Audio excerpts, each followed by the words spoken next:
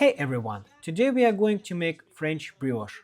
If you search for brioche recipes online, you'll probably notice that there are many different versions. In general, brioche can be divided into rich brioche and light brioche. A rich brioche contains a large amount of butter and eggs, it's very soft, very rich and almost cake-like. A light brioche, on the other hand, uses less butter and fewer eggs and relies more on milk for hydration. The texture is still soft and fluffy, but lighter and more versatile.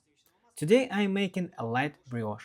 You can use it for the breakfast toast with the butter and jam, bread pudding or turn it into a French toast. The reason I'm choosing light brioche today is simple. Rich brioche usually requires a strong mixer because you need to incorporate a lot of butter into the dough. It also takes more time since rich brioche need to proof overnight in the fridge, and of course it's much higher in calories. With light brioche, we don't need to proof overnight, it takes less time, it's easy to work with, and you can even make it by hands if you don't have any mixer. I'm using a very basic mixer today, and I'll show you even that you can still get a great results.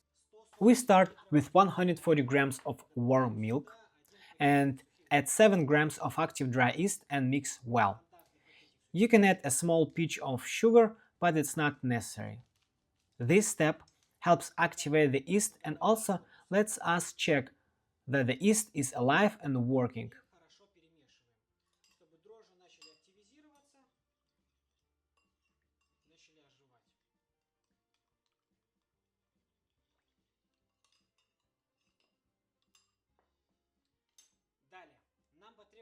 In a mixer bowl, add 420 grams of all-purpose flour,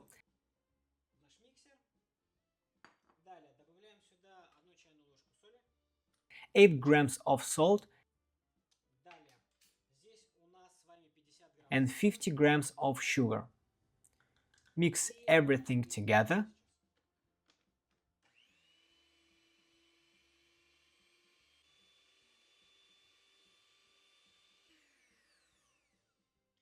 Now you can see that the yeast is active. Add 2 eggs to the milk mixture and lightly mix to combine all the wet ingredients.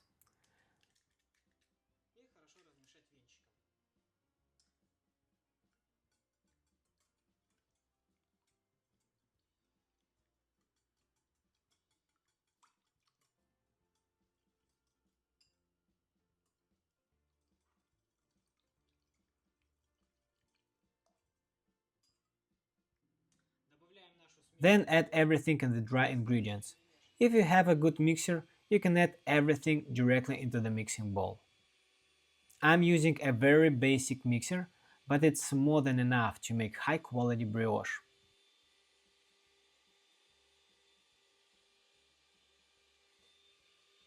Mix the dough for about 7 to 8 minutes. At this stage, our goal is to develop the gluten before adding the butter. I have 80 grams of soft butter and I will add it in a few steps.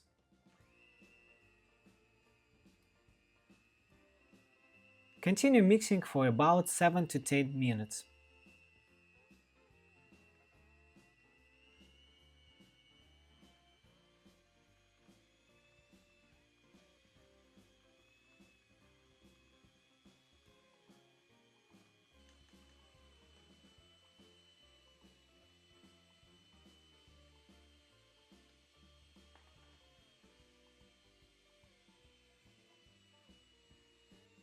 The dough hydration is about 52%. It's relatively low, but the butter adds softness, elasticity, and a tender, slightly short crumb with a rich buttery flavor.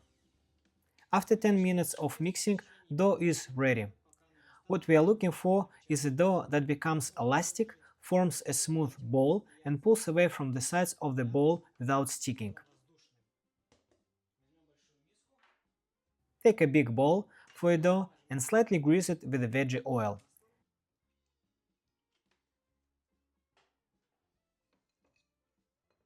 Transfer the dough to a bowl and let it proof for about 1.5 to 2 hours at room temperature. At this stage, you can also add extra flavors if you like. Orange zest, chocolate chips or nuts all works well.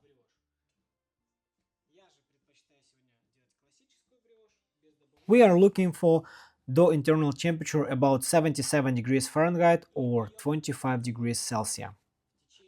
The dough should increase in the volume by twice.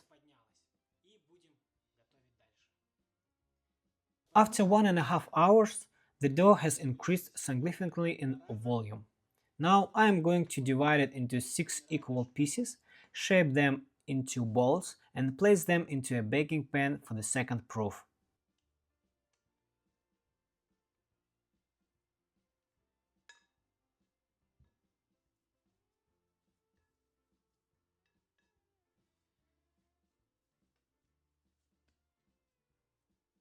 There are many ways to shape brioche. You can make a braided loaf, divide it into 3 sections, shape into small rolls, or make one large loaf. I am using 6 pieces today.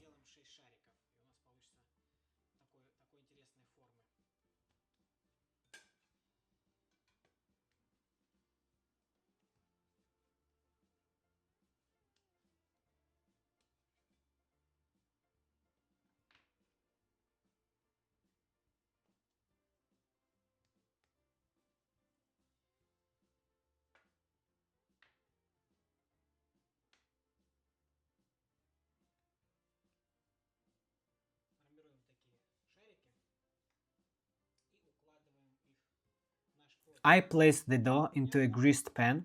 My pan is about 9.5 by 5 inches, non-stick, so I don't need parchment paper.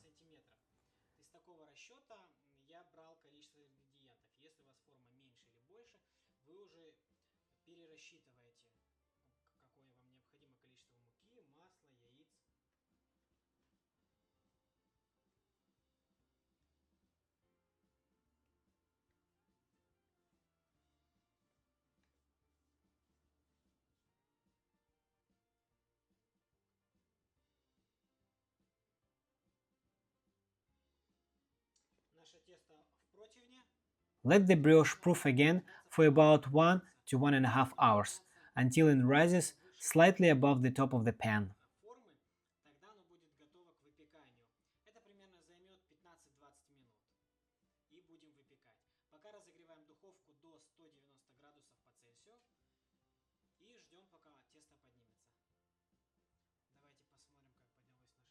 Now the dough is ready to bake.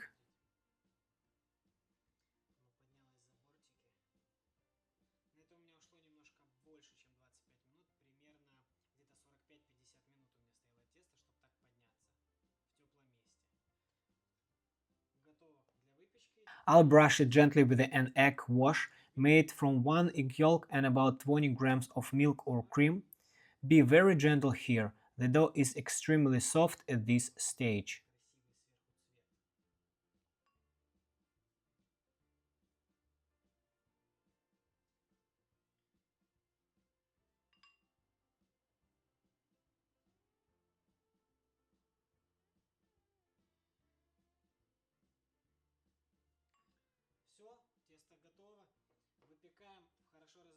Bake the brioche for about 20 minutes at 365 degrees Fahrenheit or 180 degrees Celsius. Every oven is different, so keep an eye on it.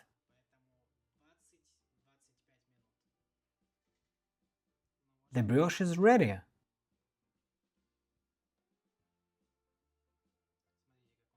Look at this beautiful, even golden brown color.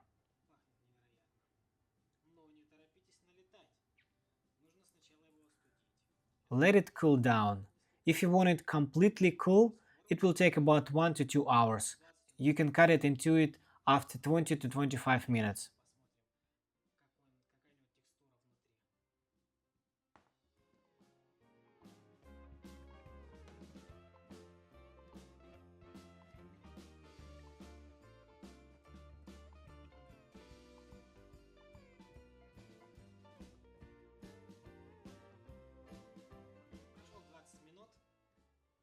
After 20 minutes, the brioche is still warm, and look at this texture. Look at this even brown color with every sides. It's very soft, very light, and evenly baked on all sides. Let's cut it a slice and look at the crumb.